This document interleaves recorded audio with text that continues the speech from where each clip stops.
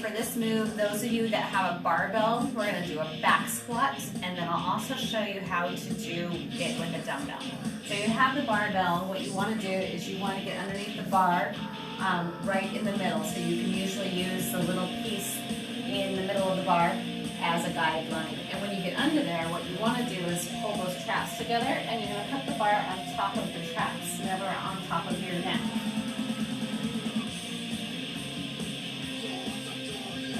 Properly set up. You're going to come up and step back. Then you get your feet into position. You're going to pull down on those arms so you're pulling the bar into your back. Take a deep breath in and hold it.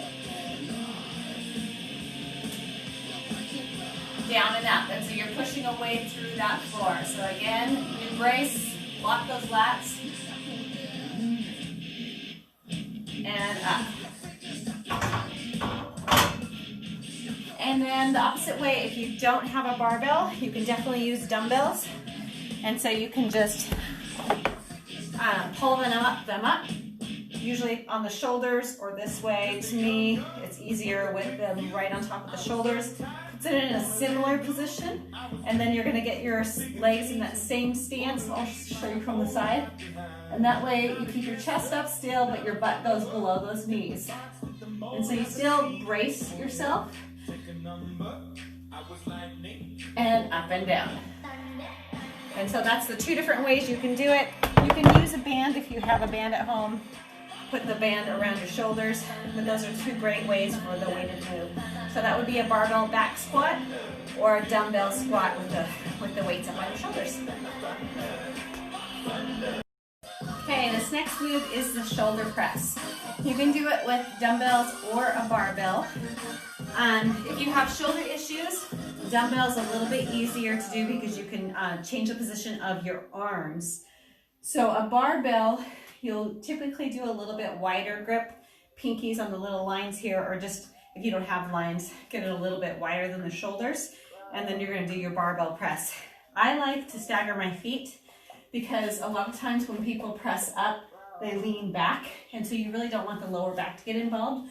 So if you do a staggered stance, that helps really the base, keeps your core nice and tight, and you'll press up from there. Dumbbells, you can do the same position as a barbell if you want to do that position, but if you have shoulder issues, you'll bring it in and we'll press up from there. If you still have issues, I would just recommend not doing that move right now. Find a shoulder move you can do, such as lateral raises, front raises, and go nice and light until you can fix the issue with your shoulder. So here, we're gonna pick up the weights. I'm gonna do that staggered stance. The palms are facing each other, and we're just gonna press up from there. So this is not a push press. The legs don't get involved. So if you have to involve the legs, that means you're going too heavy for the designated number of reps that you're doing. And then just make sure that you keep the traps out of it. So when you're doing a shoulder press, we're still pulling down the trap and pushing up. So the main things you have to focus on is no traps and no leaning back. And so everything's just going right through your shoulder. Okay, this move is the deadlift. Most of the time I do a conventional deadlift. Typically when you see deadlift, that's what it's talking about.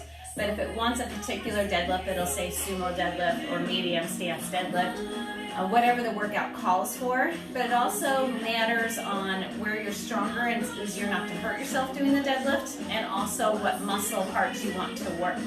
So I typically like the conventional deadlift, where when you look at the bar, there's that middle of the bar, my feet are on the two sides of the bar. And then the medium stance is just a little bit wider past where your hand grip would be. And then the sumo is going to be really wide. So the narrow stance conventional that I do works more of the hamstring, glute, and lower back. If you have a not so strong back, you might want to do the medium stance, which works glutes and hamstrings, a little less back, and a little bit of inner thighs, And then the sumo is more of the inner thighs, a little bit of the glutes and hamstrings, but usually leaves the back out of it. So kind of base it on where your strengths are, but also what body part you want to work on the most. So when I talk about a deadlift, I'm typically in my workouts talking about the conventional deadlift, and that's the one I like people to do to work more hamstring, glute, and lower back. And so what you'll do is get really close to the bar. I like a alternate grip, so I just feel a little bit stronger doing that. So you're going to come down, you're going to grip the bar, and you're going to lock your lats in. You're going to bring your butt down. You're always looking forward and never down, keeping that spine in alignment. And then you're going to squeeze the glutes and hamstrings. You're going to take a deep breath in and make sure you're not breathing during movement. And stand up straight, and again, make sure you're not arching back like I've shown you in other moves that we've done. And then you're going to keep the bar next to your legs at all times, so the whole way up and the whole way down. So it's all about the butt moving back. You don't want those knees in front of the bar. So if they're in front of the bar, just kind of move your butt backwards just a little bit more, and all your weight is in your heels. Okay, this is the reverse lunge. So you can do the reverse lunge with the barbell on your back. You can hold one dumbbell or kettlebell in the leg that's moving, or you can hold two weights, however you feel the most comfortable and that you get the most benefit and workout out of it. So I'm just going to show you the 2 dumbbell hold, and then you can choose what you would like to do. You can also hold a dumbbell here or a kettlebell here, and that is actually heavier than 2 dumbbells going down here, so you would go a little bit lighter than you would with 2 dumbbells on your sides. So proper form is keeping those shoulders over those hips, and then you're going to step back. And the biggest thing with the reverse lunge is that you want back far enough that your knee is not over your toe. You're coming back, so a nice wide stance in the back to lunge back. And then don't push off with that back foot. You make sure you pull up with that front heel, keeping those shoulders over those hips. So a lot of times I see people come here and then they round their back to come up. You want to come back, keep those shoulders up, and pull up with that heel, and it's going to really get that glute.